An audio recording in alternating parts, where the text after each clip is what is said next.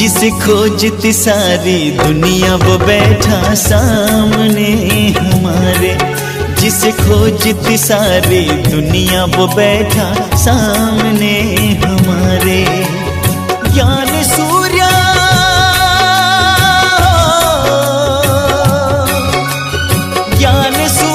और ज्ञान चंद्रमा के हम ज्ञान सितारे।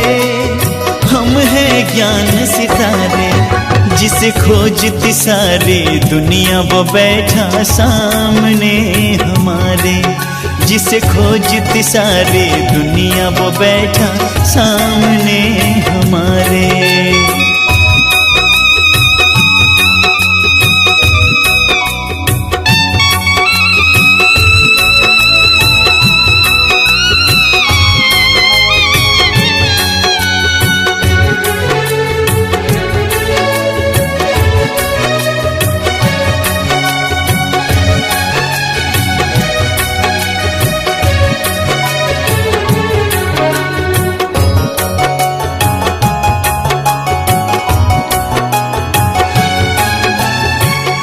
ज्ञान सूर्य और ज्ञान चंद्रमा लगा लगा कर विश्व के चक्कर।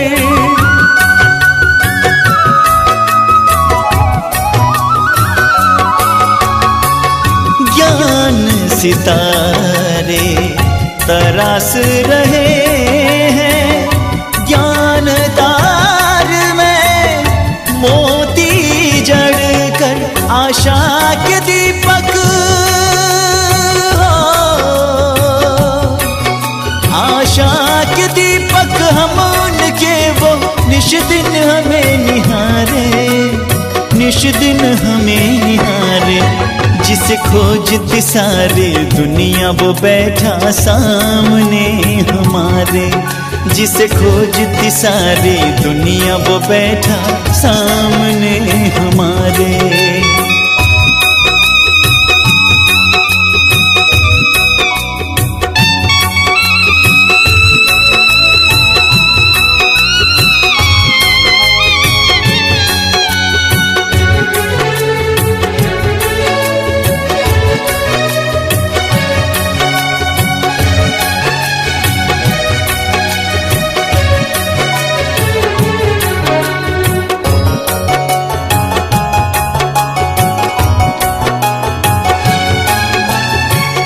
कल्पना भी नहीं होगी किसी को प्रभु पालना में हम हैं पले।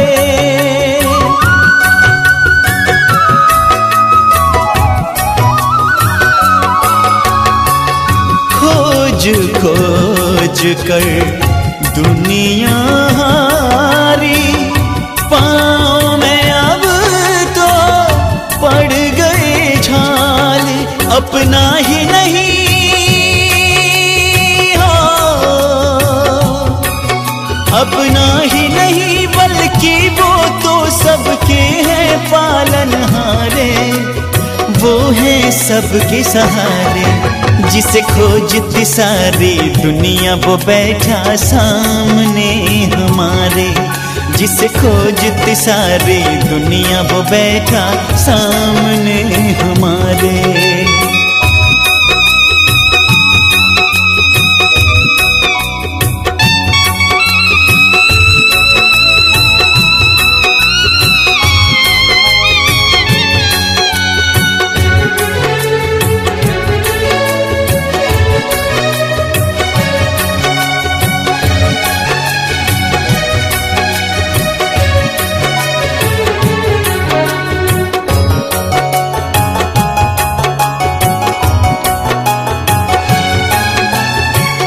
एक बूंद की प्यासी दुनिया। दुनिया वाले क्या ये जाने।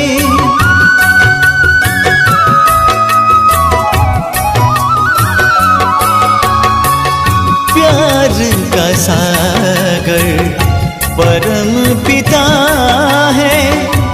दिल ये हमारा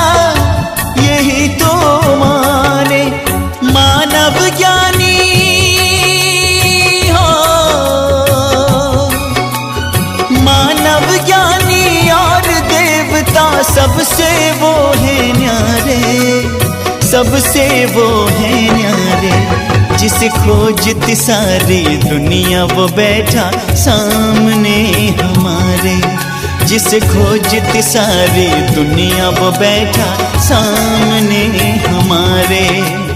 ज्ञान सूर्य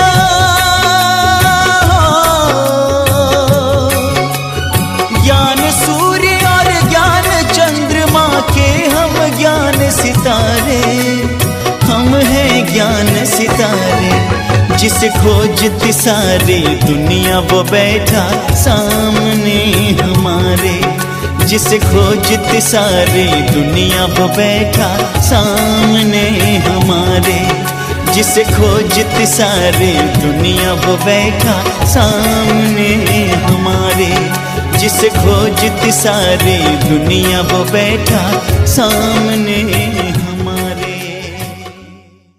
आज बाबा ने कहा, मीठे बच्चे, अब इस बेहद की पुरानी दुनिया का विनाश होना है, नई दुनिया स्थापन हो रही है, इसलिए नई दुनिया में चलने के लिए पवित्र बनो। प्रश्न है, परमात्मा के बारे में तुम बच्चे कौन सी वंडरफुल बात जानते हो जो मनुष्यों की समझ से बाहर है? उत्तर है, तुम कहते हो जैसे आत्मा ज्योति बिंदु है, वैसे परमात्मा भी अति सूक्ष्म ज्योति बिंदु है। यह वंडरफुल बातें मनुष्यों की समझ से बाहर हैं। कई बच्चे भी इसमें मूझ जाते हैं।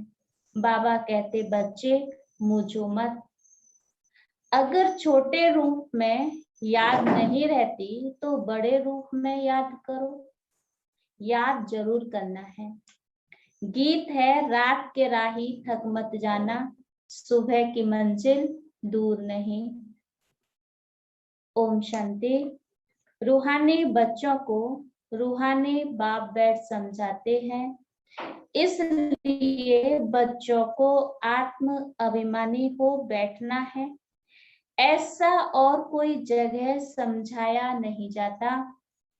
कोई भी साधु संत ऐसे नहीं समझाते कि आत्म अभिमानी हो बैठो। यह एक बाप ही समझाते हैं और किसको कहने आएगा नहीं। यह युक्ति कोई बता नहीं सकेंगे। तुम बच्चे भी समझते हो हम आत्मा है। आत्मा ही एक शरीर छोड़ दूसरा लेती है। कब बैरिस्टर कब डॉक्टर बनती है। आत्मा ही अभी पतित बनी है, फिर पावन बनेगी। आत्मा में ज्ञान धारण होता है। बाप निराकार ज्ञान का सागर है, तो जरूर आकर ज्ञान सुनाएंगे ना। पतित पावन है तो जरूर आकर पावन बनाएंगे। वह है सुप्रीम परम पिता परमात्मा। मैं तुम्हारा बाप सुप्रीम हूँ, नॉलेजफुल हूँ। मुझे अपना शरीर नहीं है। यह सब नॉलेज तुम्हारी आत्मा धारण करती है। मैं तुमको आत्म अभिमानी बनना है। देह अभिमान नहीं रखना है। और कोई ऐसी जगह नहीं जहां सुनने और सुनाने वाले दोनों देही अभिमानी हो। बाप तो है ही निराकार। वह आकर तुमको राजयोग सिखलाते हैं। बाकी सब मनुष्य हैं ही देह अभिमानी। भल इन लक्ष्मी नारायण के लिए कहेंगे यह आत्म अभिमानी थे, फिर भी देह भान तो रहता है ना। यह ज्ञान परमपिता परमात्मा ही आकर देते हैं। आत्मा को धारण करना होता है। आत्मा को ही पतित से पावन होने की युक्ति बताते हैं। अभी सारी दुनिया का डाउनफॉल है, फिर राइज करने आते हैं। ये तुम बच्चे जानते हो। डाउनफॉल माना डिस्ट्रैक्शन, राइज माना कंट्रैक्शन, स्थापना और विनाश किसकी? नई दुनिया की, स्वर्ग की स्थापना, फिर पुरानी दुनिया का, हेल और नर्क का विनाश। कलयुग है पुरानी दुनिया, इसका विनाश जरूर चाहिए। विनाश की निशानी है, यह महाभारी महाभारत लड़ाई है। महाभारत का वृत्तांत महाभारत शास्त्र में दिखाते हैं। बाप ब्रह्मा द्वारा स्थापना करते हैं, सो तो जरूर नई दुनिया की करेंगे ना। यह है बेहद का विनाश और बेहद की स्थापना। बाप ही नया मकान बनाएंगे बच्चों के लिए, फिर पुराना जरूर खल्लास कराएंगे। तुम समझते हो बाबा, अब नई दुनिया स्थापन कर रहे हैं।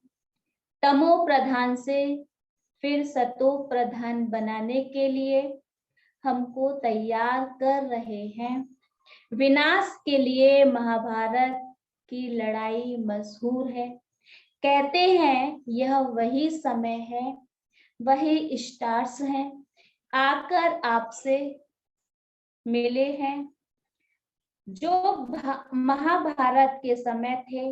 इस सीढ़ी में भी लिखा गया है भारत के उत्थान और पतन की अद्भुत कहानी। इस लाइन के कल्प कल्प अक्षर भी आना चाहिए। शुरू से अंत तक मनुष्य 84 जन्म लेते हैं, यह भी तुम्हारी बुद्धि में है। मनुष्यों की बुद्धि को तो एकदम गोडरेज का ताला लगा हुआ है। इन बातों को मनुष्यों को जानना है। आत्माएं यहाँ शरीर धारण करती है पाठ बजाने। तो ड्रामा के आदि मध्य अंत के क्रिएटर, डायरेक्टर, मुख्य एक्टर्स आदि को जानना चाहिए। अभी तुमको ड्रामा के आदि मध्य अंत, हु इज हु, सारे ड्रामा का पता पड़ गया है। शुरू से लेकर अंत तक बाप द्वारा यह नॉलेज सारी मिल रही है। सृष्टि चक्र कैसे फिरता है, इनको कहा जाता है रूहानी नॉलेज। जिस्मानी ज्ञान को फिलॉसफी कहा जाता है।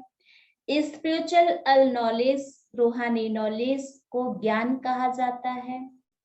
अब ये सब बातें बच्चों की बुद्धि में बिठाई हैं। बच्चे जानते हैं अब 84 जन्मों का नाटक पूरा होता है। अभी हम वापिस जाते हैं, परंतु पतित कोई वापिस जा ना सके।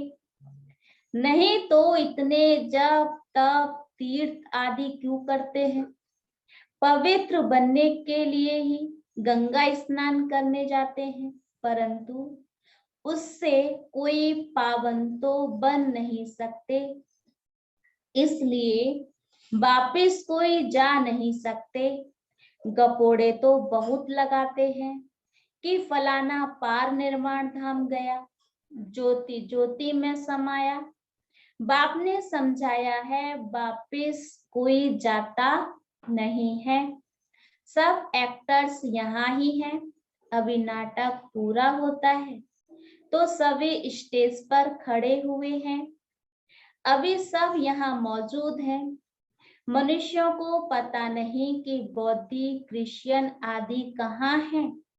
तुम समझते हो जो सब आत्माएं ऊपर से यहाँ आई हैं, वह सब इस समय तमो प्रधान है। तमो प्रधान से सतो प्रधान कल्प पहले भी बने थे। बापी आकर स्थापना विनाश कराते हैं। कहते भी हैं यह ज्ञान राजाओं का राजा बनाने वाला है। यह बेहद के बाप ने कहा है कि मैं तुमको राजाओं का राजा बनाता हूँ। कृष्ण तो स्थापना नहीं कराते, क्रिएटर बाप है, बाप ही आकर समझाते हैं कि तुम मुझे बुलाते ही हो तब तो, जबकि सृष्टि पतित है। ऐसे नहीं कि मैं नई सृष्टि रचता हूँ, जैसे दिखाते हैं प्रलय हुई, ये सब रॉन्ग है। मनुष्य बुलाते ही हैं कि हे पतित पावन आओ, तो जरूर पतित दुनिया में आएंगे ना। बाप ही आकर कृष्णपुरी का साक्षात्कार कराते हैं, दिखाते हैं कृष्ण पीपल के पत्ते पर सागर में आया। यह ठीक बात है, नई दुनिया में फर्स्ट कृष्ण ही आते हैं, सागर में नहीं परंतु गर्भ महल में आते हैं। अंगूठा चूसते बड़े आराम से गर्भ महल में रहते हैं।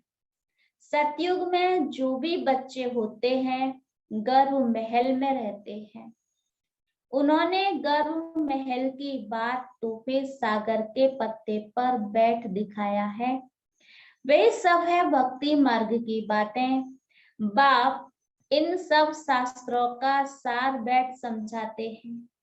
यहाँ गर्भ जेल में रहते हैं, तब कहते हैं हमको बाहर निकालो, फिर हम पाप नहीं करेंगे। परंतु रावण की दुनिया में पाप तो होते ही हैं, फिर भी पाप करने लग पड़ते हैं। तुम आधा कल जेल वर्ष बन जाते हैं। चोर लोग को जेल वर्ष कहते हैं। बाहर निकलते रहते, फिर चोरी करते रहते और जेल में जाना पड़ता है, इसलिए जेल वर्ष कहते हैं। बाबा ने समझाया है यह रावण राज्य है, वहां तो यह बातें होती नहीं, वह है ही राम राज्य। वहां ना गर्भ जेल है और ना वहां जेल होता है। यहाँ तो कितने मनुष्य जेल में पड़े रहते हैं। गर्भ जेल है तो हैवी जेल, डबल जेल है, कलयुग का अंत है ना। बाप समझाते हैं तुम बच्चे अभी कंस्ट्रक्शन कर रहे हो, राइज और फॉल हर कल्प होता ही रहता है। राइज और फॉल दुनिया का होता है, उसमें मुख्य पाठ है भारत का। गाते भी रहते हैं आत्मा परमात्मा अलग रहे बहुकाल, तो उसका भी हिसाब चाहिए ना। कौन सी आत्माएं बहुत काल से अलग रही। पहले पहले देवी देवता धर्म की आत्माएं आती हैं पाठ बजाने, अभी वह देवताएं हैं नहीं। जो राज्य करके जाते हैं उन्हों के चित्र निशानियां रहती हैं। राजाई तो खत्म हो गई, हेवन खल्लास हो जाता है, तो फिर हेल होता है, फिर हेल खत्म तो हेवन आता है, तो नई दुनिया का कंस्ट्रक्शन होता है और हेल का डिस्ट्रैक्शन होता है। कंस्ट्रक्शन के लिए बच्चे चाहिए ना, रहने वाले भी तुम हो। पहले तो तुमको देवी गुणों वाला देवता बनना है। यह भी गायन है मनुष्य से देवता, मूत प्लीति मनुष्य है ना। भगवान वाच ग्रस्त व्यवहार में रहते कमल फूल समान बनना है। यह इस मृत्यु लोक का है ही अंतिम जन्म, इसमें पवित्र बनना है। यह अच्छी रीति समझाना चाहिए। हम यह मृत्यु लोक का अंतिम जन्म पवित्र रहते हैं। बाप कहते हैं इन विकारों पर जीत पाने से तुम विश्व के मालिक बनेंगे। बच्चे भी सुनकर फिर औरों को समझाते हैं कि इस पुरानी दुनिया का विनाश सामने खड़ा है। यह वही महाभारत की लड़ाई है काम महाशत्रु है, इसलिए प्रतिज्ञा करो। अभी तुम समझते हो हम पवित्र बनते हैं। इस पुरानी दुनिया का विनाश जरूर होना है, उनके पहले पवित्र जरूर बनना है। विनाश होता है फिर तो बात मत पूछो, हाहाकार हो जाता है, बहुत कड़ा मौत है, तुम देख भी नहीं सकेंगे। कोई का ऑपरेशन होता है तो कमजोर लोग ठहरते नहीं, गिर पड़ते हैं। इसलिए डॉक्टर्स लोग फैमिलीज को तो अलाउ नहीं करते। यह तो कितना भारी ऑपरेशन होगा, एक दो को मारते रहेंगे। यह है डल्टी दुनिया, कांटों का जंगल। सत्युग को कहा जाता है गार्डन ऑफ फ्लावर्स, फूलों का बगीचा। देवताएं चैतन्य फूल है ना, मनुष्य तो समझते हैं वास्तव में कोई फूलों का बगीचा होता है। जो सुनते हैं सो कह देते हैं, गार्डन ऑफ अल्लाह कहते हैं। फिर ध्यान में भी गार्डन देखते हैं। अल्लाह ने हाथ में फूल दिया, बुद्धि में ही खुदाई बगीचा है। भक्ति मार्ग में साक्षात्कार करने के लिए भक्ति करते हैं।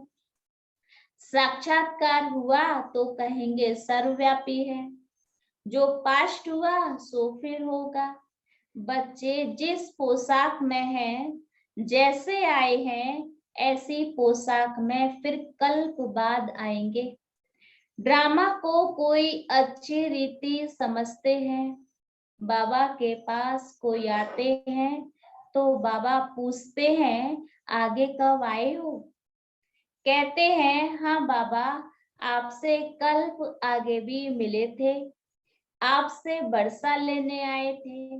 बाप पूछते हैं क्या मर्तबा पाया था। बाबा मम्मा कहते हैं तो जरूर उन्हों के घराने में आएंगे। बाबा कहते हैं ऐसा पुरुषार्थ करो जो ऊंच पद पाओ। यह सब बातें तुम्हारी बुद्धि में है। बरोबर लड़ाई भी है, नरक विनाश तो होना ही है। तुम्हारे पास चित्र बड़े फर्स्ट क्लास है। यह कृष्ण के 2 गोले वाला चित्र भी छपाना चाहिए, इसमें बड़ा क्लियर है। स्वर्ग के द्वार खुलते हैं तो नरक तरफ लात, तुम्हारा मुंह स्वर्ग तरफ है। ये तो बिल्कुल एक्यूरेट बात है। जानते हो अभी हमको घर जाना है तो घर को ही याद करना पड़े, पुरानी दुनिया को भूलना पड़े, इसको कहा जाता है बेहद का वैराग्य। पुरानी दुनिया को छोड़ हम बाबा के पास जाते हैं, याद की यात्रा से ही जाएंगे। मुख्य है ही याद की बात, याद तो सब करते हैं। अभी बाप यथार्थ बात आकर समझाते हैं कि मुझे याद करो। यह है अव्यभिचारी याद, सो भी अर्थ सहित। तुम जानते हो शिव बाबा भी बिंदी है, अपने को भी आत्मा बिंदी समझे, बाप को भी बिंदी समझे। नई बात देख भूल जाते हैं, अपने को आत्मा समझ, फिर बाप को और बाप अपने घर को याद करना है। अच्छा, बिंदी छोटी लगती है, घर तो बड़ा है ना, घर को याद करो। बाबा भी वहां रहते हैं, हम तुम वहां जाएंगे जहां बाबा रहते हैं। बिंदी याद नहीं पड़ती है, अच्छा घर तो याद पड़ता है ना। वह है शांति धाम, वह है सुख धाम, यह है दुख धाम। अभी तुम नंबरवार पुरुषार्थ अनुसार पढ़ रहे हो, फिर सुख धाम में आ जाएंगे। बाप के बच्चे हैं तो जरूर स्वर्ग की बादशाही चाहिए। कल्प पहले भी शिव बाबा आया था, स्वर्ग की बादशाही दी थी, तुम भूल गए हो। बाप कहते हैं अभी फिर आया हूं तुमको देने। कितनी बार तुमने राजाई ली और गवाई, अनगिनत बार वर्षा लिया है, फिर भी ऐसे बाप को भूल क्यों जाते हो। माया के तूफान से बहुत लड़ाई होती है, इसलिए नाटक भी दिखाते हैं। माया उस तरफ खींचती है, प्रभु इस तरफ खींचते हैं। ज्ञान में विघ्न नहीं पड़ते, याद में विघ्न पड़ते हैं, इसमें ही मेहनत है। अब बाप कहते हैं महारथी बनो।